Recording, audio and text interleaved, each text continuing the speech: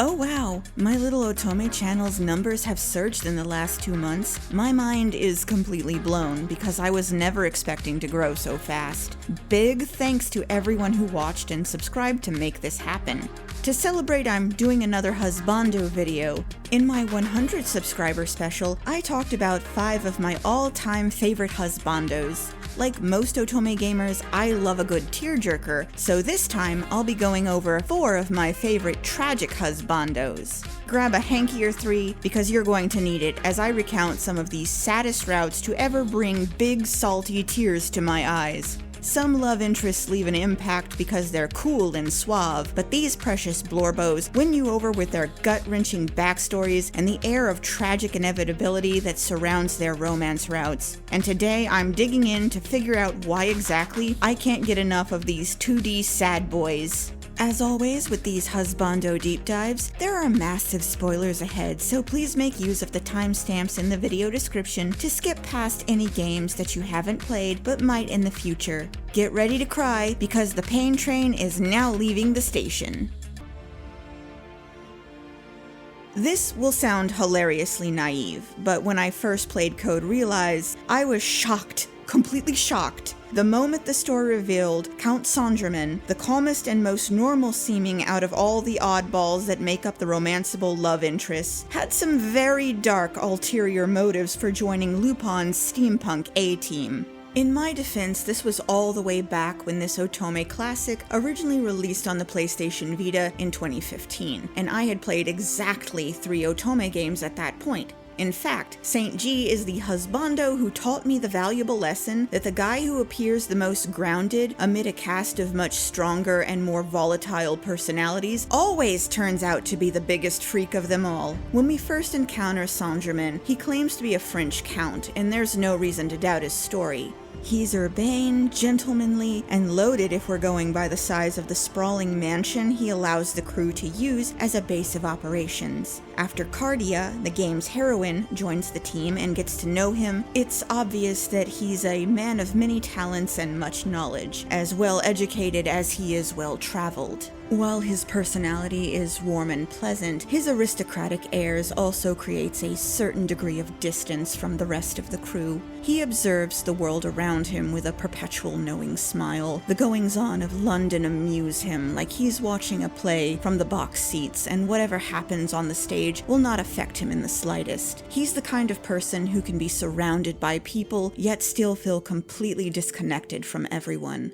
Cardia keys in on this aura of sadness that surrounds him, this sense that he's a part of the crew but still the odd man out, because her own history makes it hard for her to be with people. Cardia has a jewel called the horologium embedded in her chest that causes her skin to secrete a corrosive poison. She has to wear specially treated clothes that cover her completely, because if she ever touches another person's bare skin, she'll melt them in gruesome fashion. Before joining Lupin's team, Cardia resigned herself to living alone in an abandoned mansion in the middle of nowhere, so her poison couldn't hurt anyone. It's really no surprise to me that out of all of her teammates, it's Saint-Germain she confides in about the one time she tried to leave the mansion and made a friend in the outside world. Through a series of tragic circumstances that aren't Cardia's fault, her poison ends up killing her friend, and Cardia has been emotionally withdrawn and burdened with crushing guilt ever since. They are similar in the way they both have a hard time getting close to other people. Saint-Germain just hides his aloofness better under a superficial affability. As it turns out, Cardia and Saint-Germain have more in common than you would ever imagine. In many ways, he's like Cardia's reflection. He holds the same sense of guilt and loneliness that she does, but his situation is pumped up on steroids. This is ultimately why they connect so well with each other. The big plot twist that marks the end of the common route is the revelation Cardia is not human. She's a homunculus grown in a lab, and the horologium is an incomplete philosopher's stone. Her entire purpose is to incubate the jewel until it completes its metamorphosis. When the process finishes, the birth of the Philosopher's Stone will create a toxic gas cloud that will turn London into a graveyard. We also learn that Saint G is more than the crew's wealthy benefactor who's assisting out of a sense of noblesse oblige. He's an apostle of Idea, a secret organization that hunts and destroys things that should not exist. And Idea has decided that Cardia, as an artificial life form that houses the Philosopher's Stone and its life-ending potential, must be eliminated for the good of humanity. And Saint-Germain has just been biding his time while the crew locates the alchemist who created Cardia so he can clean up everything at once. As Saint-Germain attempts to carry out his mission, Cardia struggles to reconcile the man she fell in love with and the man who's trying to kill her. His duty demands she dies for the greater good, but she senses his reluctance to follow through. Despite his declarations that he'll end her, he keeps dragging his feet due to his stated desire to give her a humane, painless death out of respect for their friendship, which ultimately gives Cardia the opportunity to slip free of his grasp multiple times. During their game of cat and mouse, Cardia learns Saint-Germain's gut-wrenching backstory. Like her, Saint-Germain is also not human. Long, long ago, he committed some great sin against God and became cursed with immortality. He cannot die, but neither does he truly live in this state. Carrying out the work of Idea is part of earning forgiveness for his original transgression, but the last several thousand years have been nothing but intense despair, loneliness, and brutality. Just a cycle of guilt without end as he's forced to kill over and over in service to Idea, compounding sin upon sin to chase an atonement that never seems to come. Saint-Germain once disobeyed an order to eliminate one of his targets, and his act of compassion set off a chain of events that ended with massive casualties. He's sworn to never let emotions sway him again, but now his crisis of conscience is even worse. Before, he was merely taking pity on an orphan child who seemed harmless. This time, he has to weigh the life of the woman he loves against the lives of everyone in London. This is the drama I crave from Otome games. The struggle of love and duty as the lovers are forced into an intractable, heartbreaking, no-win situation, yet somehow they defy destiny. I don't know what this trope is called, but yes, please, hook it directly into my veins. And my favorite part of whenever lovers find themselves on opposite sides of the battle lines is the moment when any pretense at a stiff upper lip breaks completely and the love interest makes his big, desperate declaration of love. The moment Saint-Germain loses his cool and becomes a sloppy, pleading mess is particularly satisfying because he's been so disconcertingly calm through the whole route up to this point. It's actually made him a little scary. And a man who wears a feathered top hat has no right to be the slightest bit intimidating. The part where Saint-Germain presses Cardia's bare hand against his cheek so he can be the first man who's ever felt her touch is hands down the best moment in the route. The pain of his face burning off in gory fashion must be enormous, but to him, her skin feels like bliss. And a little pain is no big deal because his face heals up without so much as a scar afterwards, because immortality powers. Can you believe there are people claiming on Al Gore's internet that Code Realize is not romantic? Because I simply cannot accept that there is anyone in this world who refuses to believe having your face melted off for love is not one of the all-time peak romantic Otome moments. The core of what makes this route feel so tragic for the majority of its runtime is how Cardia and Saint-Germain are perfectly tailored for each other, yet their love seems like it's destined not to be. They are near-perfect complements. Saint-Germain is the only man who can withstand the poison, and he understands the weight of feeling like you were put on this earth to cause harm. And Cardia is the only woman who understands the pain of not being human. They need each other to be whole, and more cruelly than just being apart, circumstances have decreed that Cardia must perish. And the only thing worse than missing out on your one chance at happiness is being the person who has to take that chance at happiness and break it yourself. I know what you must be thinking. Really, Maudlin? Lucas Proust is the most unfortunate sad boy out of all Virche Evermore's ill-fated husbandos. It's been proven by science that Anko is clearly its most tragic character. Please, hear me out before you start throwing tomatoes in the comments section. I would make the argument that Anko, while his fate is a sad one, is not the most tragic character in Virche. Once you understand who he is and what his goals are, Anko manages to accomplish what he set out to do, even though he is technically the only character to not get an optimistic outcome in the game's grand finale. To me, Lucas is the more tragic character because in both his route's salvation and despair endings, his actions have caused the destruction of everything he wanted to protect. I'm not sure there is an Otome love interest who has ever effed up everything as badly as Misyr Proust here did. His downfall is the stuff of Greek tragedies. At first glance, Lucas is just too good to be true for such a dark and grim story as Virche.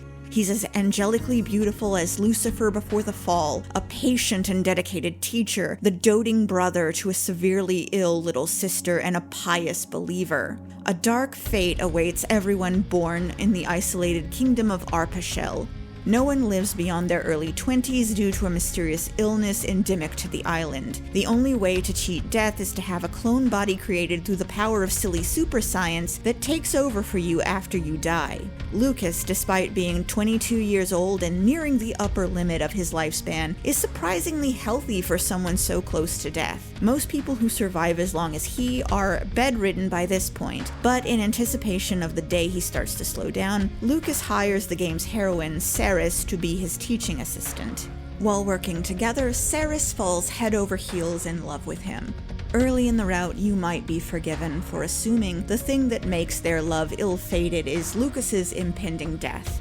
He does not want to live on as a clone because there is a well-known phenomenon where the relivers, as the clones are called, become callous and violent toward the people they loved in their previous life.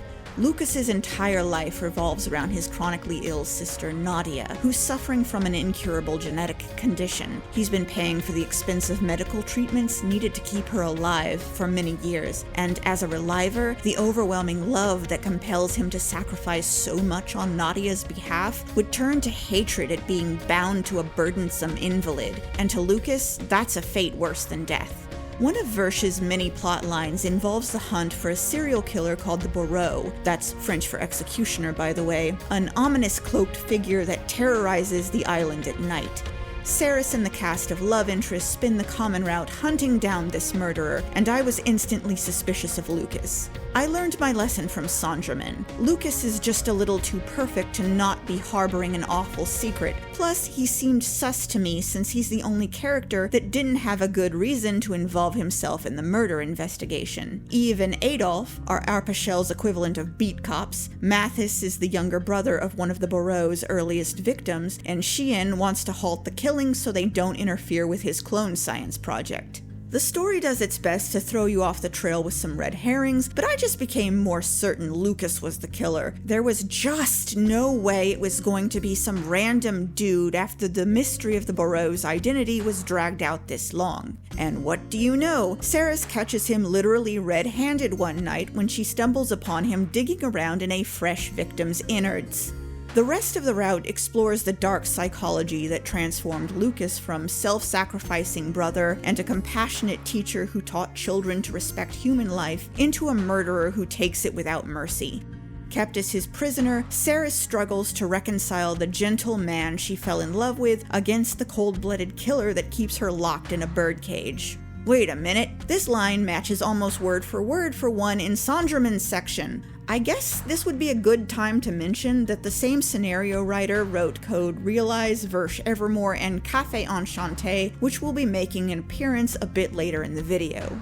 No doubt that a lot of Saint-Germain's DNA bled into Lucas Proust. Not only are they physically similar with their white hair and delicate features, but they both have the same calm, gentle demeanor that's so at odds with their true nature. Plus, they both share the same voice actor in Daisuke Hirakawa. Like Saint-Germain, the appeal of Lucas as a romantic character is in listening to his desperate, sloppy declarations of love as he tries to hang on to his sanity, which is rapidly fraying as the disease eats away at his mind and body. And his derangement adds an absolutely intoxicating spice to the route as Lucas struggles to keep from being completely consumed by his bloodlust. Lucas is not acting alone. There is a mastermind behind the Bourreau killings. The treatments keeping Nadia alive cost more than a teacher's salary can afford. The mastermind has convinced Lucas that Nadia can be saved. In exchange for this miraculous healing, the mastermind wants certain people dead and has cooked up this whole serial killer pretext to cover up his true targets. Lucas is so desperate to believe that his sister can live, he becomes a willing accomplice, essentially trading the victims' lives for Nadia's. Lucas should not be sympathetic at all. His decisions often come across as completely delusional and outright immoral as he commits some of the worst crimes imaginable for what is obviously a false hope. But as bonkers as his reasoning is, and a lot of Virche's plot points are completely nuts if you apply a bit of reasoning to it, the story does an amazing job at conveying exactly why he made these choices. It's like God and the devil were in a tug-of-war for this man's soul, and Lucas willingly chose the devil. I likened this route earlier to a Greek tragedy, and the endings are where this comparison becomes apropos. His every evil act stemmed from his obsessive desire to keep his sister alive. As the route approaches its climax, it's apparent that the disease is taking its physical and mental toll, and Lucas doesn't have much time left. Saris gets him lucid enough to take him to the hospital where Nadia is being kept so he can see her one last time, and when they get there, they discover the mastermind has put Nadia through a series of bizarre medical experiments that left her with a twisted nightmare of a body and a broken mind. By joining forces with the mastermind, Lucas delivered his beloved sister to her doom as surely as if he killed her himself. Because this is Virche, the situation gets worse from here. Seeing Nadia's monstrous form and knowing he was responsible drives Lucas completely insane. In his madness, he goes on a mindless killing rampage across the island. In both the despair and salvation endings, Saris ends up destroyed by him. In the more optimistic salvation ending, Lucas and Saris both die after they punish the mastermind and are buried in the same grave so they can at least be together in death. But I much prefer the darkly romantic despair ending where Lucas kills Saris during his rampage. Unable to accept that he's caused the deaths of both the women he loves, he abandons his killing spree to spend what little remains of his time on Earth lost in a delusion where he acts out the ideal married life he wanted to share with Ceres, puppeting her decaying corpse around his lair like she's still alive.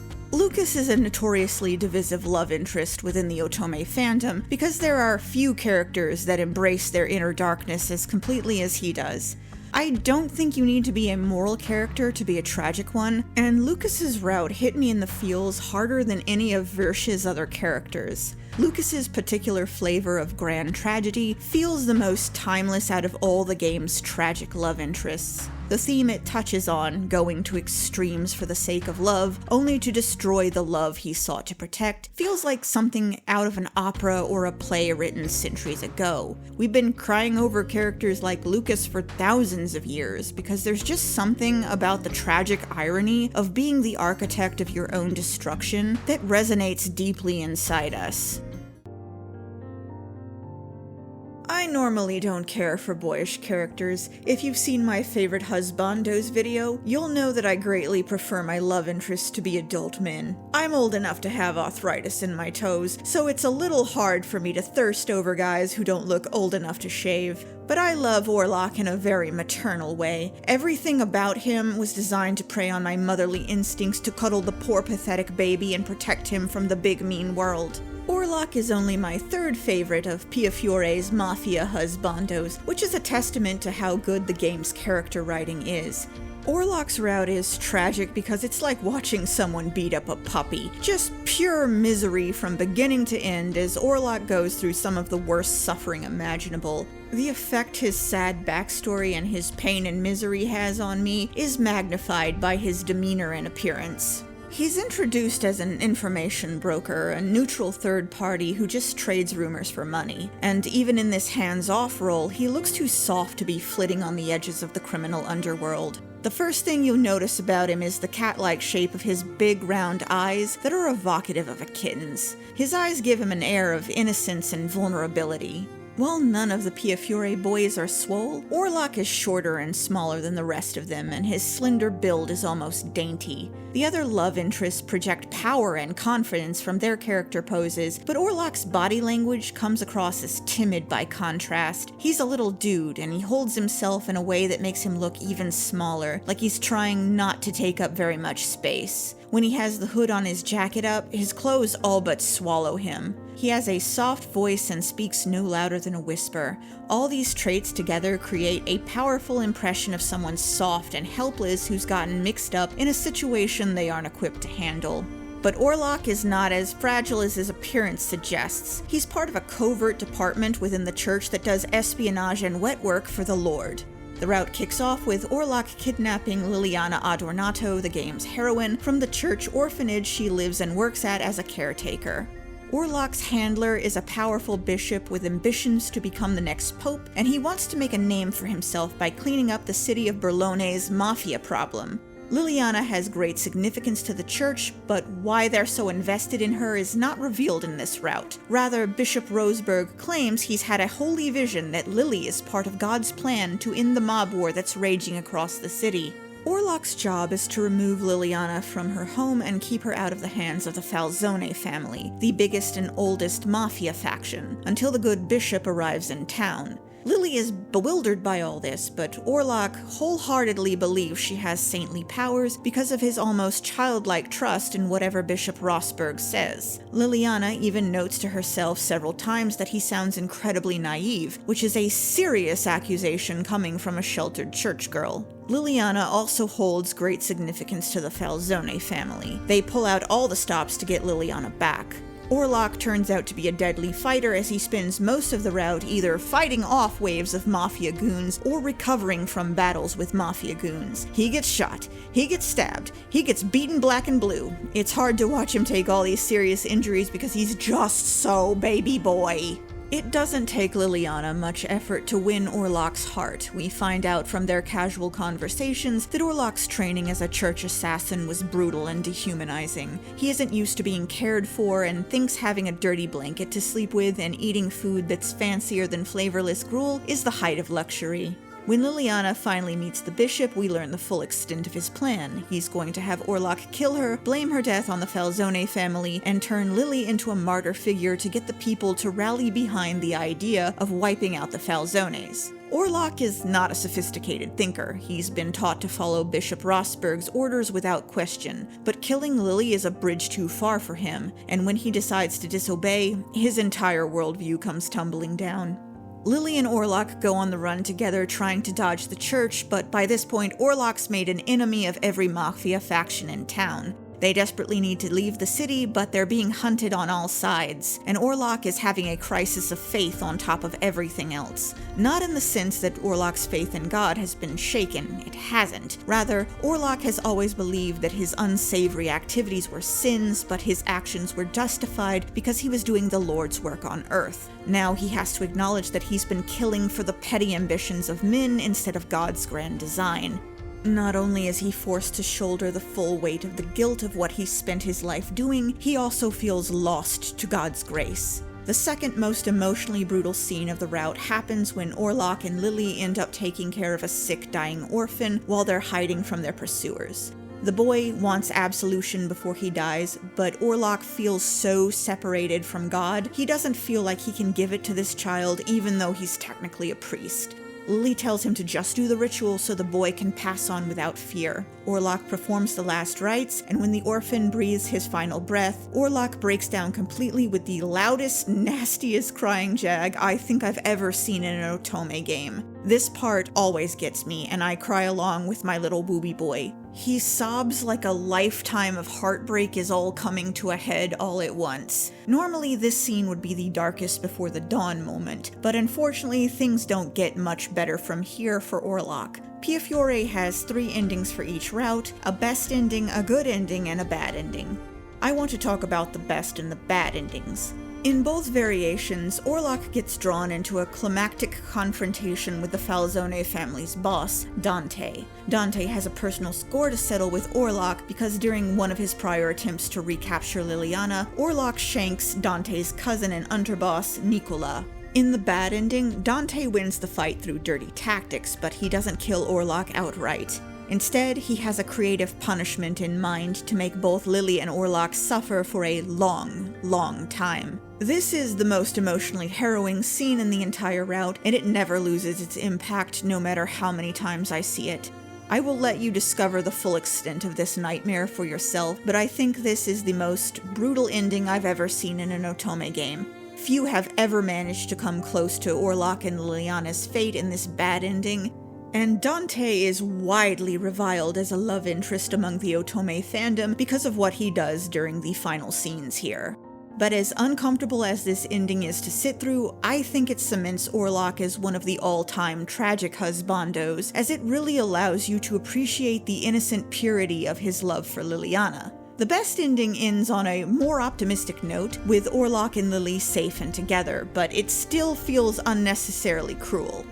In this ending, Orlok wins the fight with Dante, and the couple finds sanctuary away from the Mafia, but Orlok sustains a bullet wound that causes his arm to be amputated.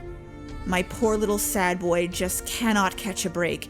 Even what is supposed to be his happiest ending, the writers have to kick him one last time. If you really pressed me, I don't appreciate this one as a romance all that much. Piofiore is one of the sexier Otome games, and the other love interests all have swinging big D energy. Orlok feels discordant with the rest of the romanceable cast in that he's just so pure. I honestly can't imagine him ever having anything besides a purely chaste relationship with Liliana, and even trying to imagine is really uncomfortable for me. But as a character study and a source of emotional damage though, it's a top-tier route.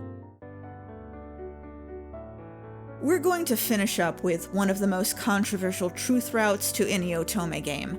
I was put off playing Café Enchante for several years after its release because there is a contingent of players who insist Misyr's route ruins this game. After seeing it called a betrayal of Café Enchante's premise multiple times, I was prepared for a horrible bait-and-switch plot twist where Misyr is revealed to be an evil villain who ends the route wearing a skin suit made from the heroine. Well, that's not at all what happens, and I'm still very mad at these people for dissuading me from playing the game for so long with their trash talk. It's one of the biggest tear-jerking routes I've ever read, between the sad backstory Misyr conceals under his friendly smile and the air of tragic inevitability that dominates the second half of the route's runtime. But to call it a betrayal of the storyline up to that point, I have to question what these people were smoking. All of Café Enchante's romance routes are like this. Misyr's is just especially painful. The game's plot starts rolling when Kotone, a burnt-out office worker, takes over her recently deceased grandfather's coffee shop. What she quickly learns after discovering a mysterious door in the back room is that Café Enchante stands at the nexus between worlds, and non-humans from all over the multiverse travel to the cafe to enjoy pleasant conversation and a cup of joe.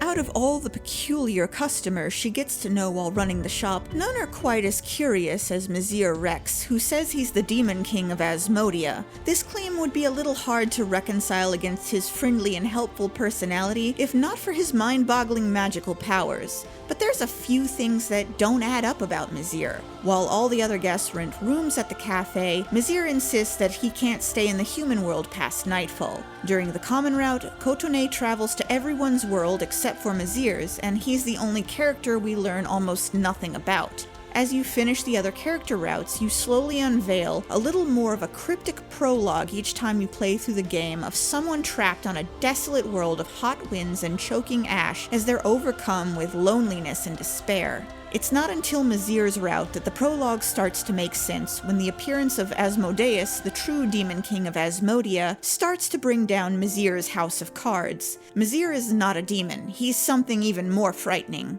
Hundreds of thousands of years ago, he was a human from a technologically advanced civilization who went exploring the multiverse. The ship he was on crashed on the world of the end times, which, as you can guess from the name, is not a pleasant place. It's the barren world of ash from the prologue. Everyone on the ship with him died in a matter of hours. Instead of succumbing like the others, exposure to the harsh environment forced him to undergo a painful transformation into an avatar of destruction. Not only is his true form not pretty to look at, he destroys anything he touches. The main reason he must leave the cafe each night is that he can only hold back his powers and maintain his more attractive disguise for so long each day. Misyr was trapped on that world completely alone for eons, losing touch with his humanity and his sanity, until a wormhole appeared and connected him to Cafe Enchante, where he met a much younger Otome. After she offers him a cup of coffee just before the portal closes, Misyr is overtaken by the need to find a way to Earth so he can see Otome again. While his time with Otome was the most joyous he can remember, the charade has been a painful one. Misyr wants nothing more than to be with her, but that's not possible because of his malformed body and world-destroying powers. But Otome is willing to forgive the lies and look past his monstrous form. Unfortunately, this is when we learn that the person in the prologue who was so overwhelmed by despair was not Misyr. That person was Noah, the embodiment of the world of the end times. This is where the plot gets complicated. Noah was also a human from the same civilization as Misyr, but during a cruel experiment in interdimensional travel, he was flung into the void to see what happens to people if they venture into the space-time continuum without protective gear.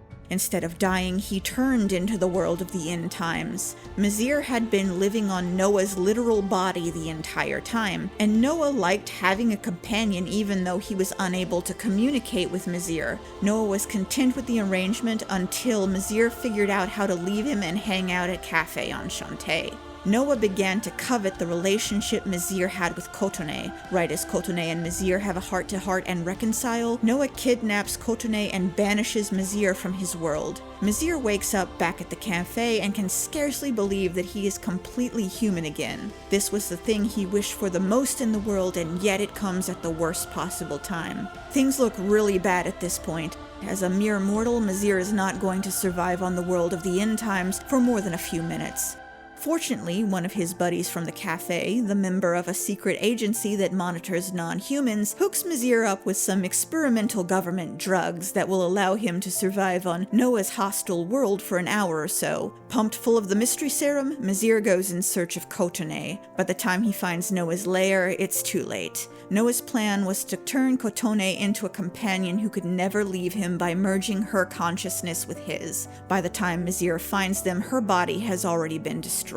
Instead of an epic showdown to avenge Otome, Misyr offers Noah empathy and friendship, and in the end, compassion wins the day. Noah's raging emotions have triggered the destruction of the multiverse as the world of the end times starts to expand and eat away at the other worlds. There's no way for Noah to stop this process except for his world to cease existing. Unfortunately, since Otome's mind is partially merged with his and her physical body is gone, she will perish alongside Noah. Misyr vows to stay with Otome as the world literally crumbles around them, and the first time I saw those end credits roll, I was ready to howl at the moon. It really was the worst ending ever! Few things have wrecked me as hard as this bleak, hopeless ending, and even though on replays I know it's a fake out, this last scene never fails to make me weep. But then the epilogue comes to the rescue. We find out that as Noah and his desolate world vanished into nothingness, Otome's consciousness underwent a transformation and filled the void left by his absence. She became an entirely new world to replace the world of the end times. Though she was left as a mind without a body, Otome can assume a temporary physical form and continue to exist on Earth. But this power only extends within the walls of Cafe Enchante. Otome and Misyr have decided to spend their days together at their beloved coffee shop. It's far from an ideal happily ever after, what with Otome trapped between worlds as an amorphous entity, and Misyr destined to die eventually now that he's human again. The tone of the epilogue is bittersweet as hell and always makes me cry even harder than the moment you think they're both going to perish in the void of space-time. But this ending is not a betrayal of Cafe Enchante's premise. No. I'm willing to argue until I'm blue in the face and keep arguing as a ghost after I'm dead from a lack of oxygen that Misyr's ending, as emotionally damaging as it is the fulfillment of Cafe Enchante's promise. The core idea of the game is that people are what make places special, and Otome is only able to return to Cafe Enchante because of her strong connection to the coffee shop that she forged through the bonds of love, family, and friendship. And there's a beauty to staying with someone even though the road ahead is going to be tough. As sad as Misyr's backstory is, and how the relationship he's going to have with Kotone is not what they would have wanted in an ideal world, I see their ending as an ultimately hopeful one. And I think this point gets to the heart of why I find tragic routes so powerful. The light of hope shines the brightest when it has to cut through the darkness of sorrow. Thus concludes our journey through the tear-jerking routes of 4 of my favorite tragic Otome husbandos. I'm going to stop here before we cause a tissue shortage. I know I ran through an entire box of Kleenex just replaying Misyr's route for this video. If you enjoyed crying with me over 2D Min, please give this video a like, hit it with your hype points, and consider subscribing to the channel. I cover all sorts of fun stuff related to Otome, romance, and girly pop gaming here on Otome Beat, and if you stick around, I'll do another one of these husbando deep dives in the future. Now that I've shared my most unfortunate blorbos, I want to hear all about your favorite Otome sad boys. Tell me in the comments which love interests have made you cry the hardest. Well, that's all for now. This has been Otome Beat. Thanks for watching, and thanks again for 1,000 subs. You guys are the best. Onward to 5,000.